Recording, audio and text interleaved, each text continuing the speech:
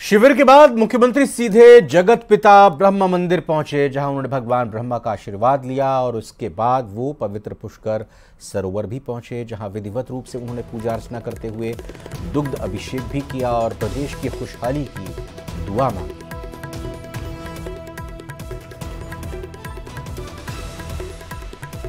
तो आपको बता दें कि आज विकसित भारत संकल्प शिविर का अवलोकन मुख्यमंत्री की तरफ से किया गया और शिविर के बाद मुख्यमंत्री ब्रह्म मंदिर पहुंचे, भगवान ब्रह्मा का आशीर्वाद लिया। उसके बाद वो पवित्र पुष्कर सरोवर पहुंचे, जहां विधिवत रूप से उन्होंने पूजा अर्चना करते हुए दुग्ध अभिषेक भी किया। प्रदेश के मुख्यमंत्री भजनलाल शर्मा आज पुष्कर पहुंचे, जहां वह ब्रह्मा के दर्शन करने के बाद ही सरोवर में पूजा अर्चना भी की और यहां पर आम जनता को संबोधित भी किया। किस तरह का कार्यक्रम था, जल संसाधन मंत्री हमारे साथ हैं, उनसे जानते हैं।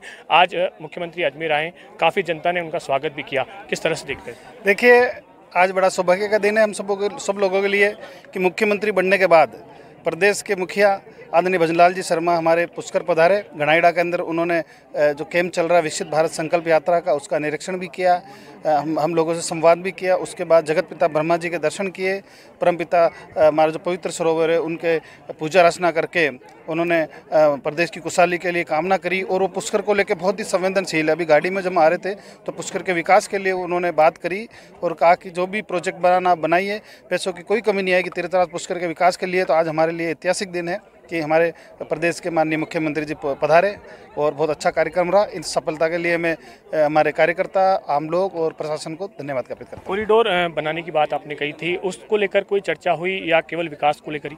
देखिए, कॉरिडोर की जहाँ तक बात है, हमारे केंद्रीय जो सांस्कृतिक मंत्री है अर्जुन लाल जी मेघवाल साहब, मैं लगातार उनके संपर्क में हूँ क्योंकि उन्हीं के विभाग से ये काम होना है।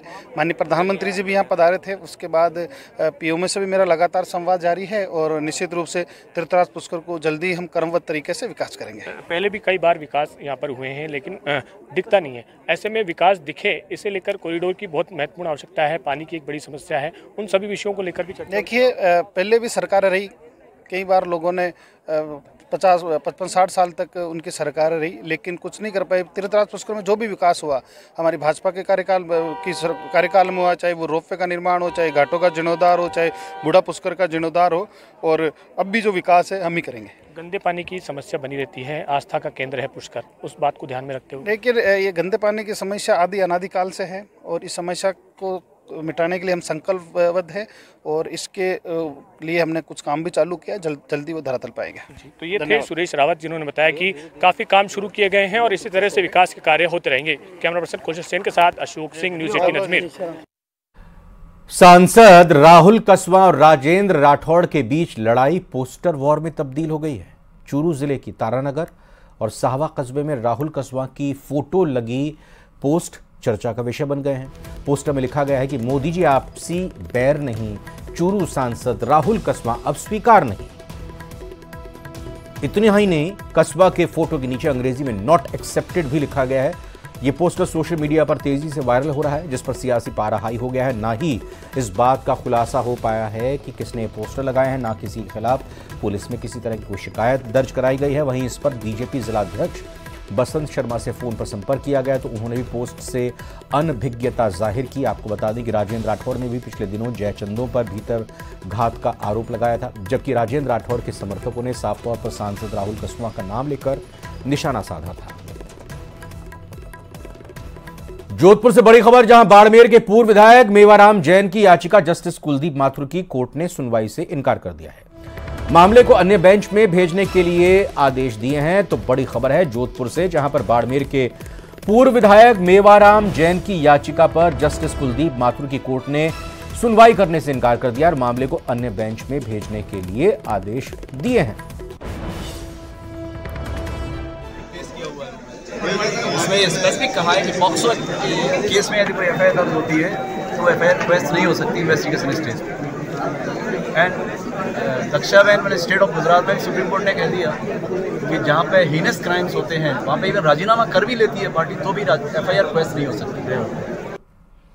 जयपुर से बड़ी खबर, जहां विद्याधर नगर थाना पुलिस ने बड़ी कार्रवाई की है। विदेशी नागरिकों से करोड़ों की ठगी करने वाले गिरोह का पर्दाफाश किया है। पुराने विद्याधर नगर के मकान नंबर ए 281 में फर्जी कॉल सेंटर को पकड़ा है। ओटीटी प्लेटफॉर्म को क्रैक कर डेटा चोरी कर रहे थे बदमाश। असली डेटा और वीडियो चोरी कर कंपनी रेट से सस्ता बेचने का कारोबार अवैध तरीके से कर रहे थे। अभिषेक, गौतम, रोहित, राहुल समेत अन्य शातिर बदमाशों की गिरफ्तारी पुलिस ने की है। तो विद्याधर नगर थाना पुलिस ने कार्रवाई करते हुए विदेशी नागरिकों से करोड़ों की ठगी करने वाले गिरोह का पर्दाफाश और ये आदतन है। इस तरह क्या करेंगे कि जैसे मान लीजिए आपके क्रेडिट कार्ड का डेटा हैक कर लिया, फिर उस क्रेडिट कार्ड से ये सामान मंगवाएंगे। जब तक आपको ये रियलाइज होगा और आप अपना कार्ड ब्लॉक करोगे तब तक इनके एड्रेस पे ये सामान आ जाएगा और फिर ये अपना एड्रेस चेंज भी कर लेते थे। ये मैंने आपको उदाहरणवश एक कहा है क्योंकि ये बहुत सुपीरियर टेक्नोलॉजी का यूज करते हैं, तो ये एक दिन में हजारों क्रेडिट कार्ड को भी टारगेट कर सकते हैं।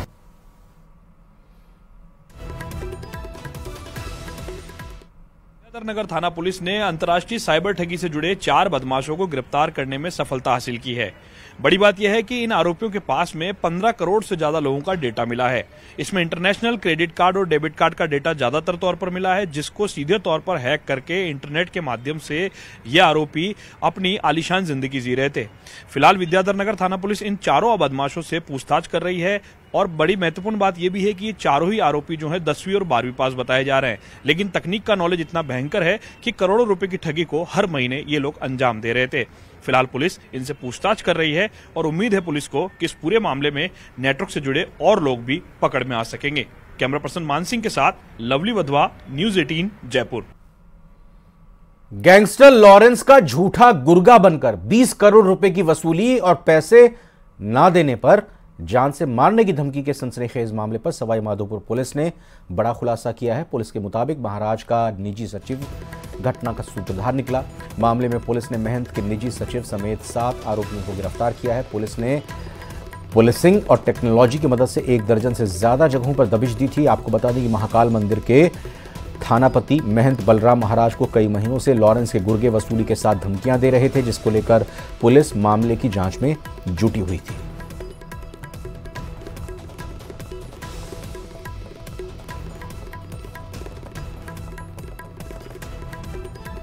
खंडार थाने में जो ग्रामीण सर्कल में आता है, इसमें 30 दिसंबर को एक मुकदमा दर्ज हुआ जो स्वयं थानापति महंत बलराम महाराज जी ने दर्ज कराया कि उन्हें कोई लॉरेंस बिश्नोई के नाम से धमकी दी गई है 20 करोड़ रुपए की फिरौती मांगने की। इसमें एडिशनल साहब हिमांशु जी, ग्रामीण डिप्टी साहब अनिल डोरिया जी, वहाँ के SHO साहब और साइबर थाने की विशेष टीम DST QRT मिलकर के अलग अलग टीमों ने कई जगह दबिश दी, पुराने चालानशुदा व्यक्तियों के बारे में पूछताछ की।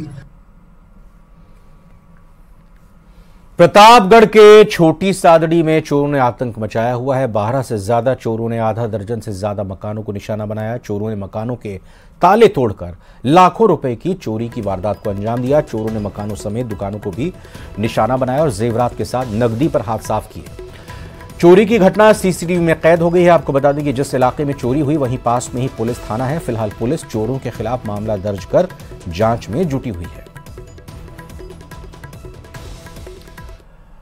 अजमेर के रामगंज थाने में ATM बदलकर 83,000 की धोखाधड़ी का मामला सामने आया है। पुलिस ने पीड़ित की शिकायत पर मुकदमा दर्ज कर जांच शुरू कर दी है। पीड़ित ने बताया कि जब वो ATM से पैसा निकालने गया था, इसी दौरान 3 बदमाश वहां पहुंचे और पर्ची निकालने की बात कर उससे ATM बदल लिया और वहां से निकल गए। बाद में बदमाशों ने पीड़ित के अकाउंट से 83,000 रुपए निकाल लिए।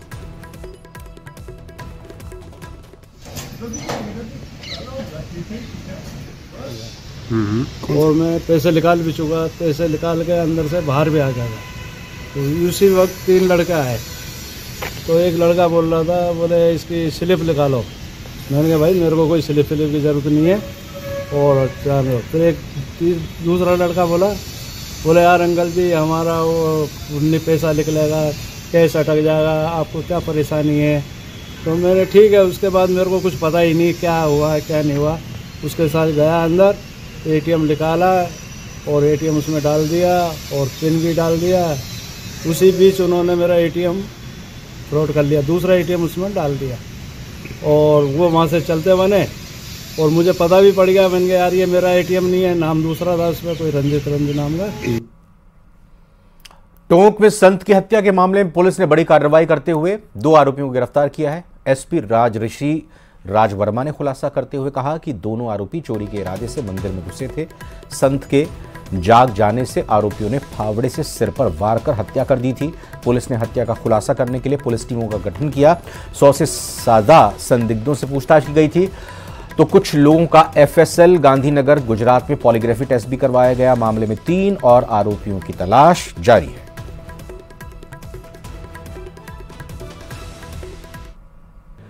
पिछले 4 महीने से हम अथक प्रयास कर रहे थे।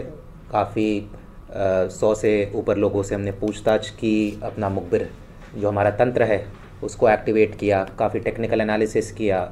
इसमें हमने पॉलीग्राफ टेस्ट भी करवाया था। जो कुछ संदिग्ध थे उनको हमने गांधीनगर एफएसएल भी भेजा था, वहाँ उनका पॉलीग्राफ टेस्ट भी हुआ था।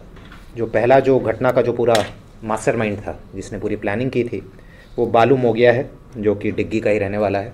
इसके पहले भी चोरी नकबजनी के मुकदमे दर्ज हैं। और इसका साथी जो मेन साथी था मुलजिम जोधाराम मोगिया, जिसने एक्चुअल में जो घटना को कारित किया, जिसने हमला किया बाबा के ऊपर, ये जोधाराम था। इसके भी ये बहुत हार्डकोर अपराधी है। इसके 302 के पहले के ही 2 मुकदमे दर्ज हैं। सवाई माधोपुर में इसकी स्थायी वारंटी निकली हुई है। हमारे ज़िले में भी दूनी थाने में 2011 में 302 का मुकदमा इसके ऊपर दर्ज है। ये फिलहाल बेल पर चल रहा था। ये चोरी के दौरान बाबा जी की नींद अंजू जब